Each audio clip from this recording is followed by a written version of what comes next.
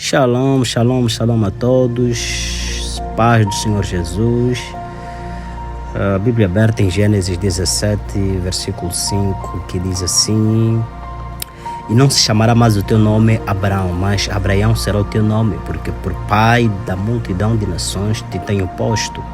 Verso 15: Disse Deus mais a Abraão: A Sarai, tua mulher, não chamarás mais pelo nome de Sarai, mas Sara será o seu nome.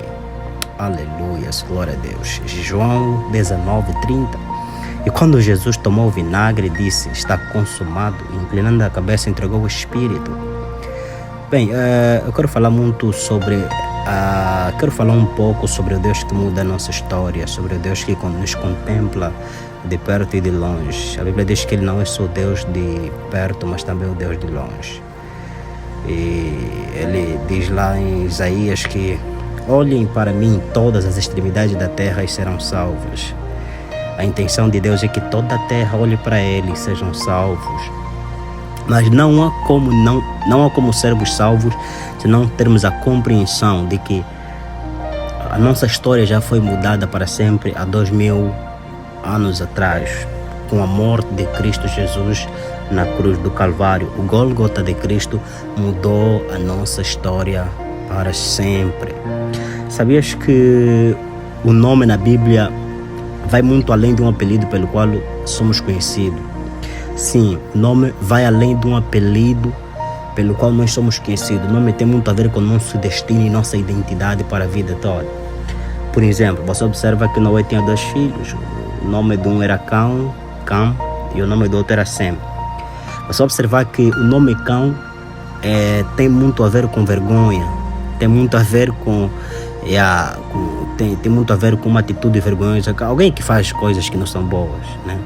Então as pessoas identificam essa pessoa como cão, alguém que tem atitudes erradas, alguém que faz coisas erradas. E você vê que quando o seu pai, Noé, ele fica bêbado, o cão, ele vai a anunciar a todos: o pai está pelado, o pai está pelado. Mas o Sem, ele vem, pega uma capa e cobre a vergonha do pai. Observe que os 2 filhos perceberam da mesma situação, mas um teve uma atitude diferente do outro. A palavra Sem quer dizer honra, reputação, né? Glória, quer dizer fama. E você observa que aqui o nome dessas pessoas teve muito a ver com seus destinos, teve muito a ver com sua vida, né? E enquanto que um era cão, um era filho que trazia a reputação, boa reputação. Um era filho que trazia glória, que trazia consigo aquela proteção para o pai, enquanto que um difamou o pai, um preferiu não envergonhar o pai, ele cobriu a vergonha do pai. Então você vê que o nome está muito interligado com essas pessoas.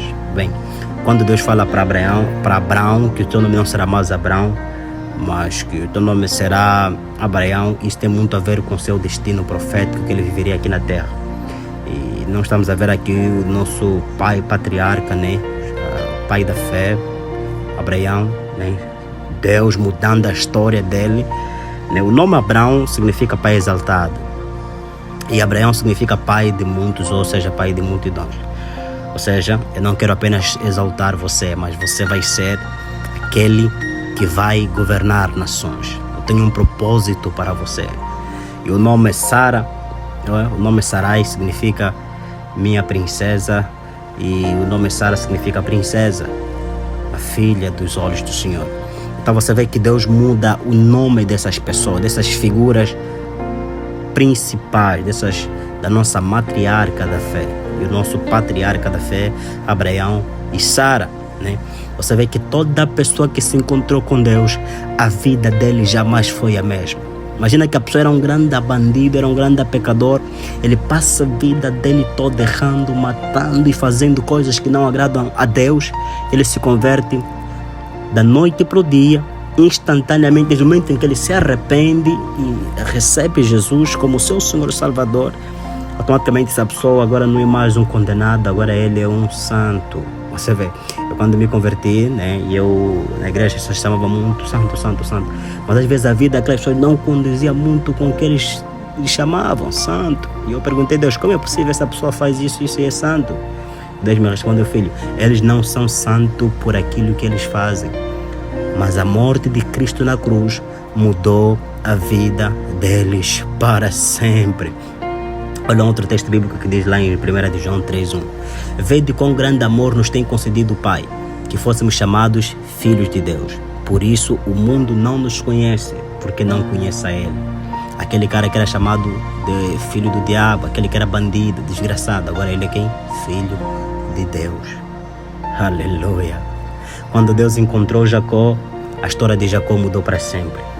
Jacó saiu daquele lugar mancando. E quando Jacó lutou com o anjo, ele se encontrou lá naquele vale de Jaboque. Jacó começou a lutar com o anjo, lutou. E o anjo lhe perguntou, qual é o seu nome? E ele disse, meu nome é Jacó, mas agora não serás mais Jacó. Porque o nome Jacó quer dizer trapaceiro, mentiroso. Mas agora serás Israel. Oh, aleluia. Oh, Deus mudou a história de Jacó. Deus mudou a história de Jacó. O teu nome não será mais Gatu, não. Você vai ser Israel. Oh, glória a Deus, aleluia. Oh, Deus seja louvado. Deus seja louvado. Por que Deus mudou o nome de Abraão e da Sara?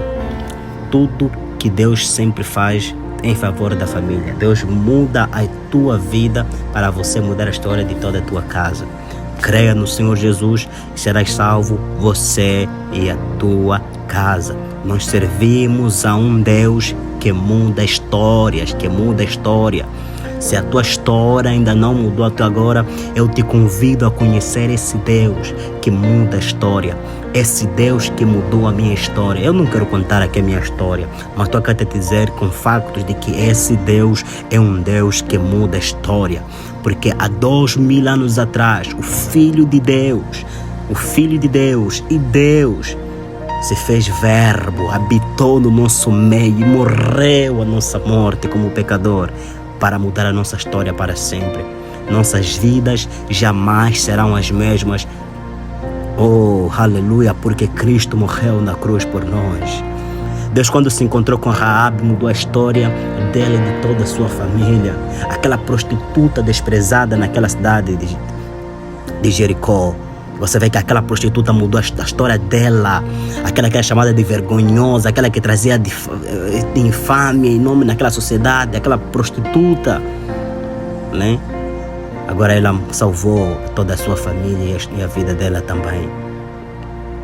Deus, quando se encontrou com Ana, a história dela mudou. Ela passou de estéril para mãe de filhos. Deus, quando se encontrou com Saulo de Tarso, ele agora foi otorgado como quem? Como Paulo. Ele agora é apóstolo e doutor, né? Doutor dos gentios. Ele é aquele que esparramou a glória de Deus naquele tempo, né? Ele foi pregando o evangelho aos gentios. Oh, glória a Deus. Sempre que Deus se encontra com alguém, alguma coisa na vida dele tem que mudar. O nome na Bíblia fala da nossa identidade quanto pessoas e quanto ser humano. A pessoa anda a vida dele toda pecando.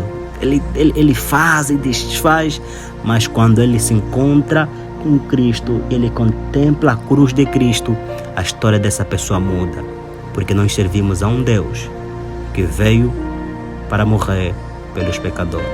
Porque Deus amou o mundo de tal maneira que deu seu Filho unigênito para que todo aquele que nele crê não pereça, mas tenha a vida eterna. Porque Deus não enviou seu Filho na terra para condenar a terra, mas para que a terra fosse salva por intermédio do seu Filho amado Cristo Jesus. A Bíblia diz em Romanos 5:20 que veio, porém, a lei para que a ofensa abundasse, mas onde o pecado abundou, superabundou a graça. O pecado abundou, mas a graça superabundou. Ou seja, a graça de Deus foi mais profunda do que os nossos pecados. A graça de Deus é mais profunda do que os nossos pecados. Como virão, se não há quem pregue? E como pregarão, se não forem enviados? Eis que a fé vem pelo ouvir, e ouvir a palavra de Deus. Cabe a Deus salvar o mundo pela loucura da pregação da palavra. Não há lógica Não é preciso lógica, é preciso fé. Porque Deus não é alguém que você vai entender na lógica. Deus é alguém que você vai entender pela fé. Pois recebemos a justiça de Deus não pela lógica, mas pela fé que é operada em nós, através do Espírito Santo, através da graça de Deus, que foi derramada para os pecadores. Aleluias. Romanos 10, versículo 9. Porque se com a tua boca confessares que Jesus Cristo é o Senhor, e em teu coração creres que Deus o restou dentre os mortos, serás salvo. Eu convido você a ter um encontro com esse Deus que muda histórias. Deus abençoe você. Fique na paz. Shalom Adonai.